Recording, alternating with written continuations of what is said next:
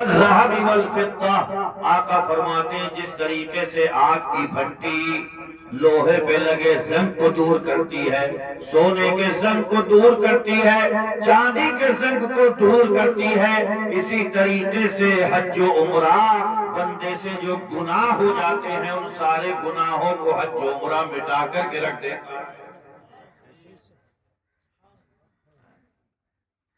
یہ بتاؤ،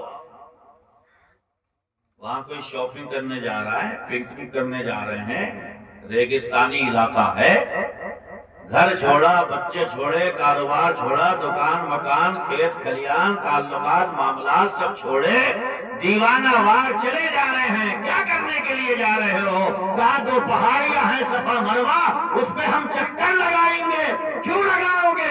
اس لیے کہ حضرت حاجرہ نے لگائے تھے۔ حضرت حاجرہ اللہ کی نیک بندی ہیں اور نیکوں کی نقل بھی اچھی ہوتی ہے۔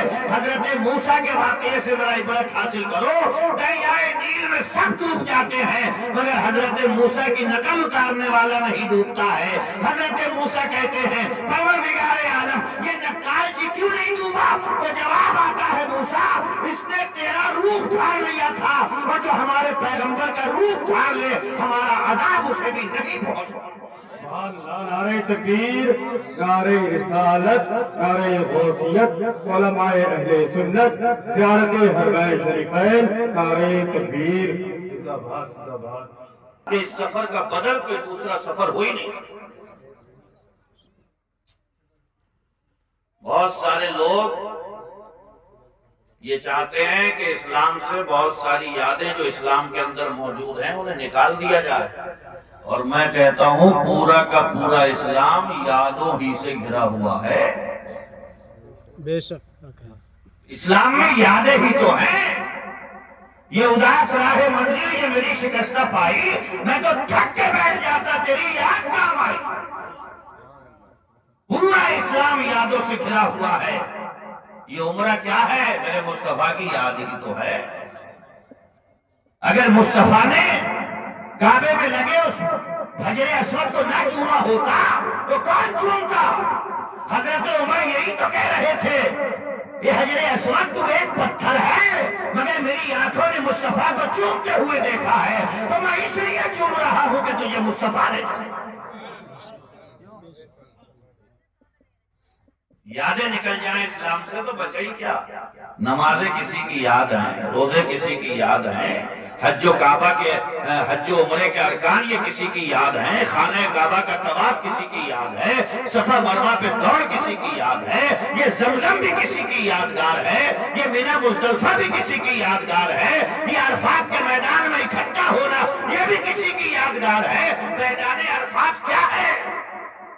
ہم سب کے ابا اترے شری لنکا کے پہاڑ سراندیپ پہ، اور ہم سب کی اماں حضرت حوا اتری آسمان سے جدہ میں، اور دونوں کی ملاقات ہوئی میدان عرفات میں۔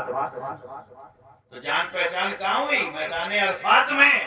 تو ہم سب میدان عرفات میں حج کے موقع پہ اسی لیے اکٹھے ہوتے ہیں کہ ہمارے ابا اماں بہت پہلے یہیں پہ اکٹھا ہو چکے ہیں۔ کیا کیا نکالو؟ پورا اسلام یادوں سے بھرا ہوا ہے۔ ایک حدیث پاک ہے وفد اللہ ثلاثہ، کہ اللہ کے مہمان تین ہیں۔ اللہ کے مہمان کتنے ہیں؟ تین، الغازی والحاج والمعتمر۔ آقا فرماتے ہیں میدان جہاد میں لڑنے والا اللہ کا مہمان۔ ارے بھائی کسی کے گھر جاؤ وہ پتہ لگا کمرے میں ہی بیٹھے ہوا ہے، نکل ہی نہیں رہا، کیسی مہمان نوازی ہے، تیرے گھر پہ آ گئے، تو نکلا ہی نہیں کمرے سے، تو نے اپنے درشن ہی نہیں کرائے۔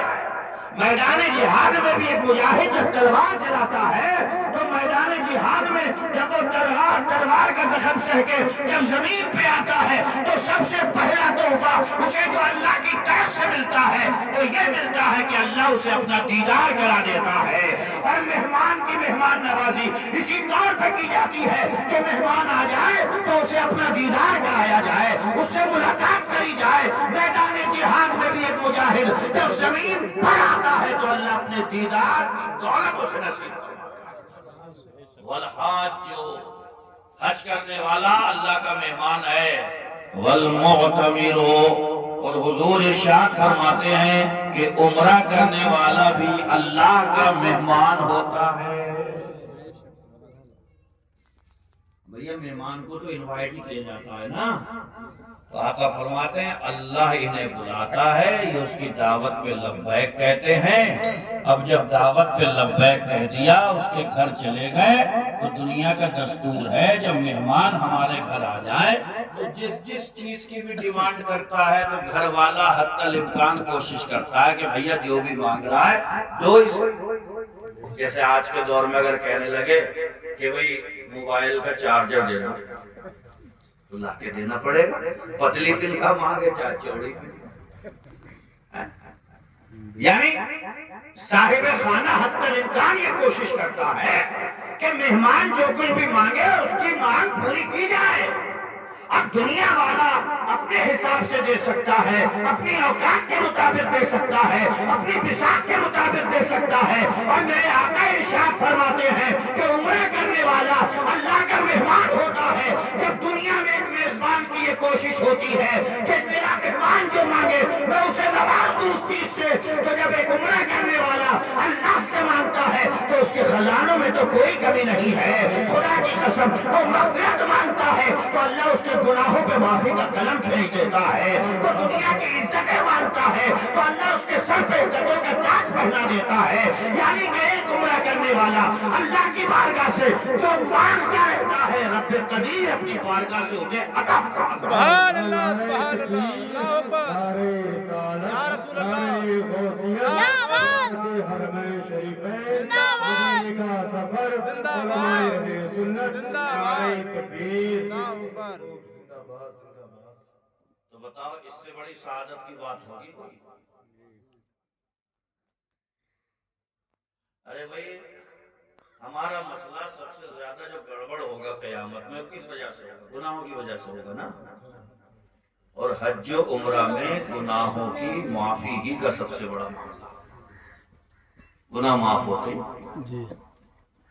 خانہ کعبہ کی زیارت کرو گناہ معاف، بلکہ قرآن پاک کی آیت ہے وَلَوْ أَنَّهُمْ ظَلَمُوا أَنفُسَهُمْ جَاءُوكَ، اللہ اپنے بندوں سے کہہ رہا ہے جان پہ ستم ڈھالیے، ظلم ڈھالیے، ستم کر دیا اپنی جانوں پہ ظلم کر کر کے، جاؤ مدینے میں میرے محبوب کی بارگاہ میں آ جاؤ، بے شک، فاستغفر اللہ، اور میرے محبوب کی چالیاں پکڑ کے کہو مولا گناہ ہو گئے، جان پر ستم ڈھا دیے، اے اللہ بخش دے، واستغفر لهم الرسول، اور تمہاری سفارش کے لیے میرے محبوب نے اگر ہونٹ ہلا دیے لوجد اللہ توابا رحیما، تو تم اللہ کو توبہ قبول کرنے والا اور بہت زیادہ رحم کرنے والا پاؤ۔ بے شک، سبحان اللہ، سبحان اللہ۔ مصطفیٰ کے وسیلے سے گناہ بھی معاف ہو رہے ہیں، درجات بھی بڑھ رہے ہیں، حاصل زندگی سفر بھی اللہ پاک کی عطا فرما رہا ہے، یہ سب اس کے کرم سے۔ میں نے قرآن کی جو آیت پڑھی اس میں پورا فلسفہ اسلام سمٹا ہوا ہے، وَأَتِمُّوا الْحَجَّ وَالْعُمْرَةَ لِلَّهِ، حج ہو یا عمرہ کرو اللہ کے لیے۔ کس کے لیے؟ موبائل کس کا ہے؟ اس لیے نہ ہو کہ لوگ یہ کہیں کہ بھئی بہت مالدار ہے ہر سال کر لیتا ہے، اگر اس لیے ہے تو بیکار ہے، اور اللہ کے لیے ہے تو اللہ کے لیے